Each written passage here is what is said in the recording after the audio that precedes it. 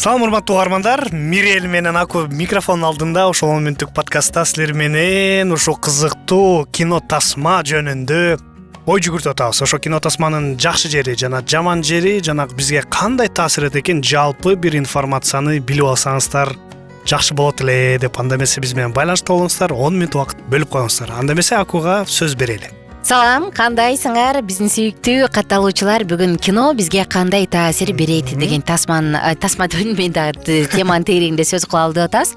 Акыркы көргөн тасмаңыз кайсы болду? Жазып коюңуз.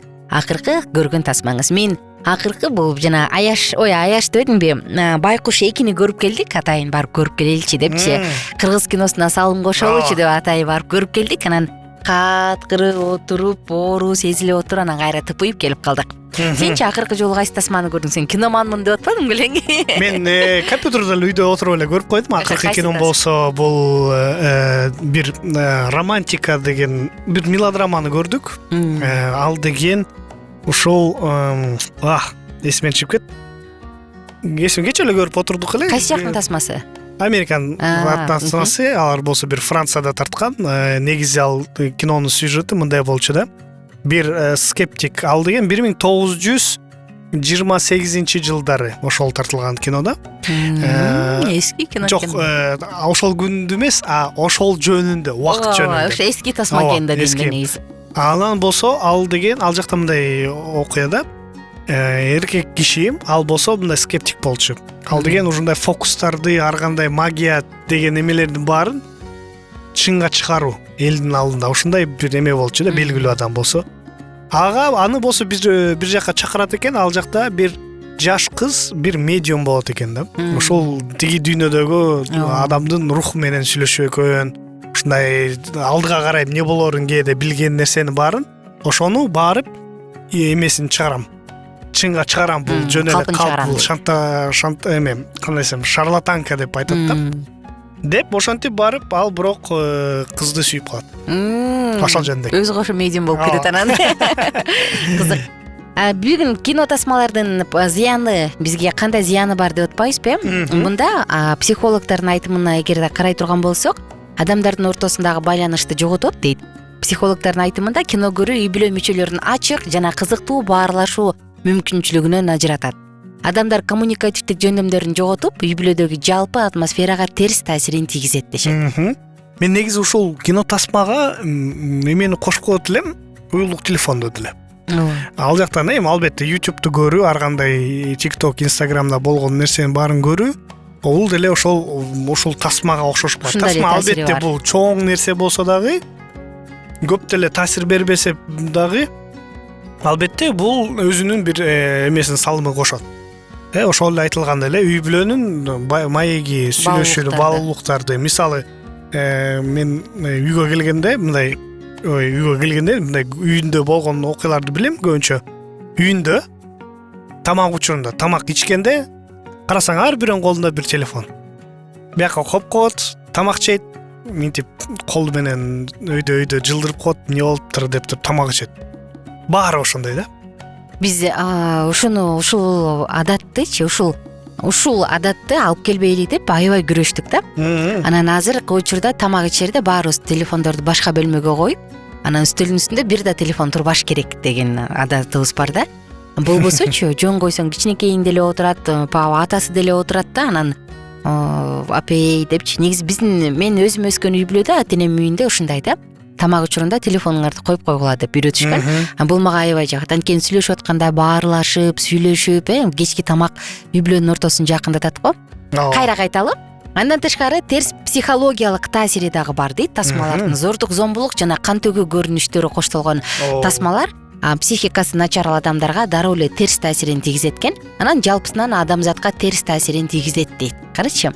Ошону менен катар терс сапаттардын көрүнүшү, баягы жана боевик, адам өлтүрүү, ушундайлар бар го. Сезимтал балдарга, өспүрүмдөргө, зордук, зомбулукка ыктоону калыптандырат дейт. Карачы. Анан өспүрүмдөр муну көргөндөн кийин ачуулуу, агрессивдүү болот, натыйжада козголоңчу болуп калат экен.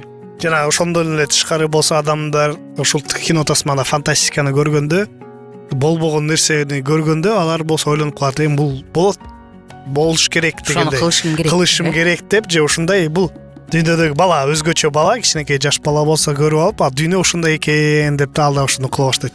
Баягы күнү эле кайсы жерде болду? Казакстанда болду. Кичинекей кыз терезеден секирип кетти го, мультасмадагы каарманды туурайм депчи. Карачы, коркунучтуу. Коркунучтуу нерселер болот. Бүтүндөй организмге терс таасирин тийгизет. Хадистердин айтымында монитордун алдында узакка отуруу адамдын көрүүсүн начарлатат, ашыкча салмак кошууга алып келет. Андан тышкары түнкүсүн кино көрүү уйкунун бузулушуна жана депрессиялык абалга дагы жеткириши мүмкүн. Өзгөчө ошонусу дагы уйкуну уурдайт, ай. Мен жатып алыпчы 12-1ге чейин тасма көргөндөрдү билем да. Канчада уктадыңыз? 2:30 болуп кетиптир дейт. Анан эмне кылдың ушу 2:30га чейин? Сен кино көрдүң. Анан эмне пайда алдың? Жөн эле ушу кызыктуу экен. Мындай максат жоктой сезиле берет да, магачы билбейм. Анда көрө китеп окуп койгондо уйкуң да келет. Экинчи баракты ачканда эле уктайсың да. Уктайсың да сразу. Албетте өзүнүн бир кино тасманын дагы айтылган эле эки медалдын эки жери, кандай десем, жакшысы да жаман дагы бар. Жакшы жери дагы көп болушу мүмкүн, жаман жери дагы көп болушу мүмкүн, кандай гана болбосун. Негизи кино тасманын өзүнүн бул адамдын интерпретациясы. Ооба. Режиссердун деп коет, же бул өзгөчө бир өлкөнүн өзүнүн ар кандай бир интерпретациясы. Кандай гана фантастика болобу, ужас болобу, ал жакта бир өзүнүн бир философиясы бар.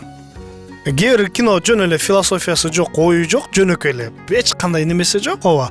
Бирок болсо ар бир кинонун өзүнүн бир философиясы. Ооба. Ошону тандап көрүүгө да. Мисалы, бунун философиясы эмнеде? Мисалы, жакында эле Барби деген кино чыкты.